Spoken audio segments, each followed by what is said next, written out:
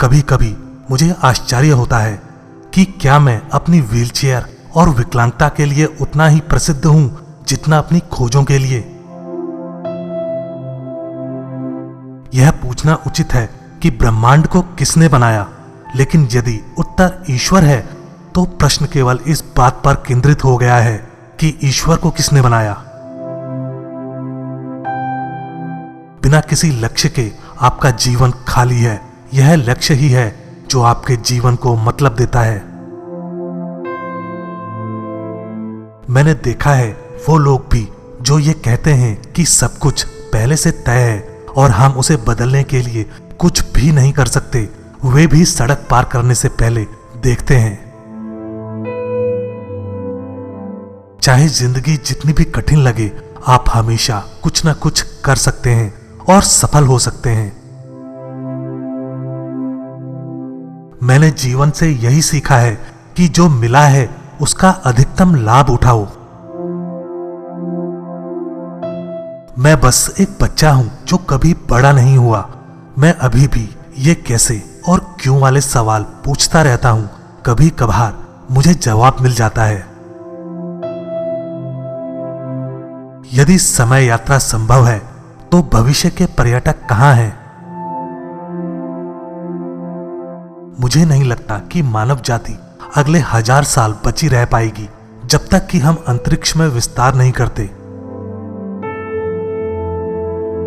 मेरा मानना है कि कोई ऐसी चीज नहीं है जो असंभव हो, क्योंकि चीजें खुद को असंभव नहीं बना सकती। अन्य विकलांग लोगों के लिए मेरी सलाह होगी, उन चीजों पर ध्यान दें जिन्हें अच्छी तरह से करने से आपकी विकलांगता नहीं रोकती, और उन चीजों के लिए अफसोस न करें जिन्हें करने में ये बाधा डालती है। आत्मा और शरीर दोनों से विकलांग मत बने। लाइफ दुखद होगी अगर ये अजीब ना हो। अगर जीवन हास्यास्पद नहीं है तो यह सुखी भी नहीं हो सकता।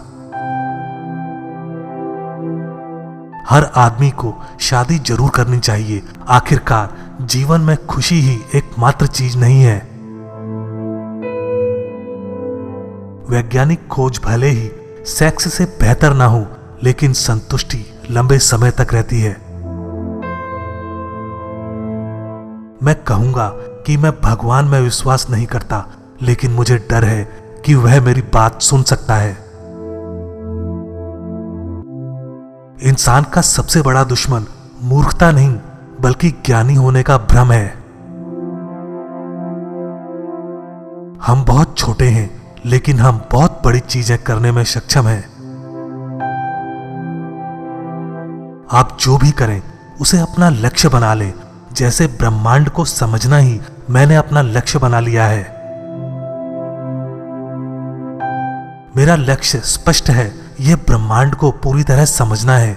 यह जैसा है वैसा क्यों है और आखिर इसके अस्तित्व का कारण क्या है। शांत लोगों का सबसे तेज दिमाग होता है। स्मार्ट लोगों के बारे में बात यह है कि वे मूर्ख लोगों को पागल लगते हैं।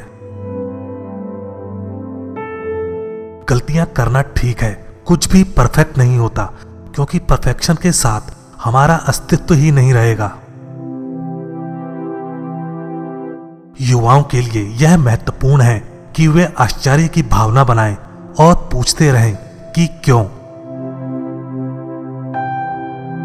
मेरा विचार है कि सबसे सरल व्याख्या यह है कि ईश्वर नहीं है, किसी ने ब्रह्मांड नहीं बनाया और कोई भी हमारे भाग्य को निर्देशित नहीं करता। यह मुझे एक गहन एहसास की ओर ले जाता है। संभवतः कोई स्वर्ग नहीं है और कोई परलोक भी नहीं है। ब्रह्मांड की भव्य डिजाइन की सराहना करने के लिए हमारे पास यही एक जीवन है और इसके लिए मैं बेहद आभारी हूं। यदि आप हमेशा गुस्सा या शिकायत करते हैं तो लोगों के पास आपके लिए समय नहीं रहेगा। मैं कोई भी भौतिक शोध, पुरस्कार और प्रशंसा पाने के लिए नहीं करता, बल्कि ऐसे प्रयोग और खोज करना जिन्हें पहले कोई नहीं जानता मुझे आनंद देता है। परिवर्तन के अनुकूल होने की क्षमता ही बुद्धिमत्ता है। आक्रामकता हर व्यक्ति की सबसे बड़ी शत्रु है। अगर बदलाव चाहते हैं तो बुद्धि को विकसित करना होगा। हम एक औसत तारे के छोटे से ग्रह पर रहने वाली बंदरों की एक उन्नत नस्ल हैं, लेकिन हम ब्रह्मांड को समझ सकते हैं। यह हमें कुछ खास बनाता है। जब किसी की उम्मीद एकदम खत्म हो जाती है तो वो सचमुच हर उस चीज की महत्ता समझ पाता है जो उसके पास है। हमें अपने लालच और मूर्खता से खुद को नष्ट करने का खतरा है। हम एक छोटे और तेजी से प्रदूषित और भीड़भाड़ वाले ग्रह पर खुद को मौजूद नहीं देख सकेंगे। मैं मौत से नहीं डरता, लेकिन मुझे मरने की कोई जल्दी नहीं है। मेरे पास पहले से करने के लिए इतना कुछ है। मुझे हमेशा गर्व रहेगा कि मैंने ब्रह्मांड को जानने में एक महत्वपूर्ण भूमिका निभाई। विज्ञान के क्षेत्र में कई नई खोजें की और लोग मेरे इसी योगदान की प्रशंसा करते हैं। काम आपको अर्थ और उद्देश्य देता है और इसके बिना जीवन अधूरा है। मेरे पास इतना कुछ है जो मैं करना चाहता हूं।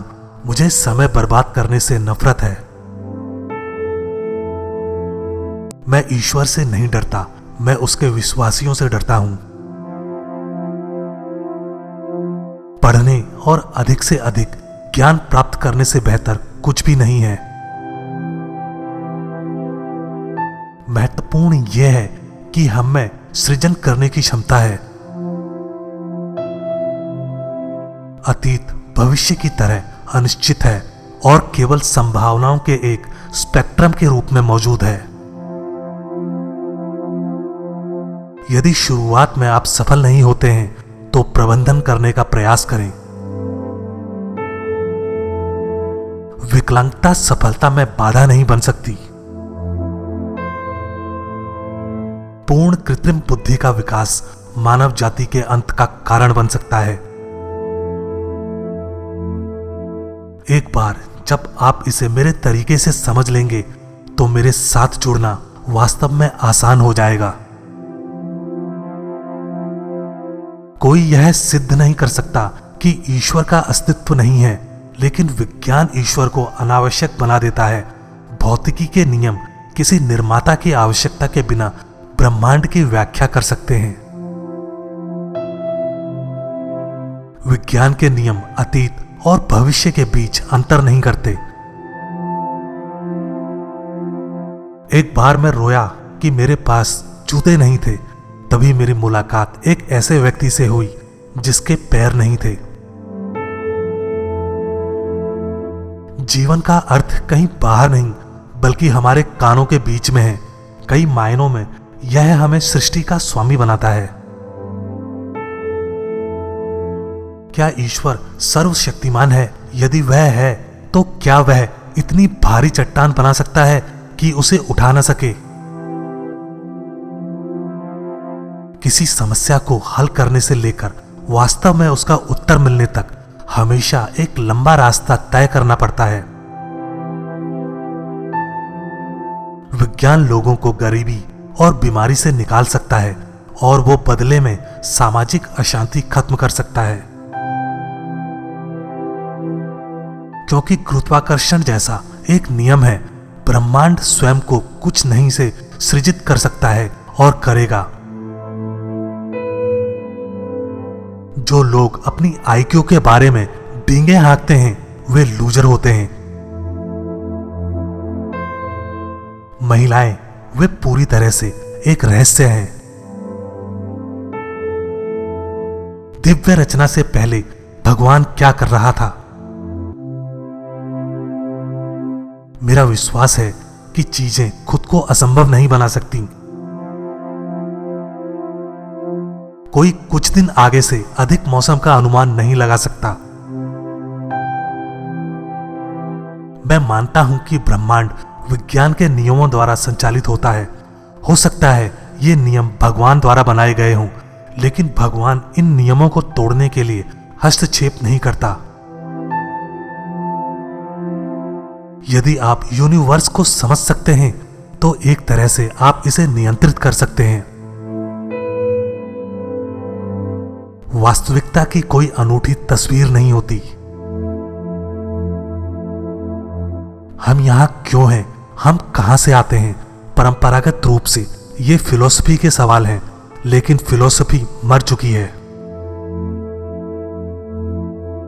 ब्रह्मांड से बड़ा या पुराना कुछ भी नहीं।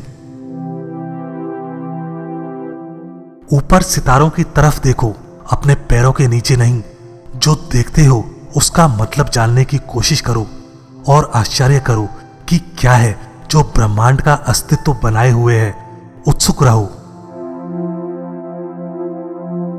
कई लोगों को ब्रह्मांड कंफ्यूजिंग लगता है, ऐसा नहीं है। एक समय यात्रा को वैज्ञानिक विधर्म माना जाता था और मैं इसके बारे में बात करने से बचता था कि कहीं मुझ पर सनकी का लेबल ना लगा दिया जाए। मैं मानता हूं जिन्हें लाइलाज बीमारी है और वे अत्यधिक पीड़ा में हैं, उनके पास अपना जीवन समाप्त करने का अधिकार होना चाहिए और जो उनकी मदद करें उन्हें अभियोग से मुक्त रखना चाहिए। हमें सबसे अधिक महत्व का काम सबसे पहले करना चाहिए। मैं आत्मकथा नहीं लिखना चाहता क्योंकि मैं बिना किसी गोपनीयता के सार्वजनिक संपत्ति बन जाऊंगा। मैं मानता हूं कि हमारा दिमाग एक कंप्यूटर की तरह है जो इसके घटकों के विफल होने पर काम करना बंद कर देगा। धर्मशास्त्र अनावश्यक है। विज्ञान केवल तर्क का अनुयायी नहीं है, बल्कि रोमांस और जुनून का भी है। हो सकता है ब्रह्मांड के बारे में ज्ञान आपको भ्रमित करता हो, पर यह मेरा पसंदीदा विषय है।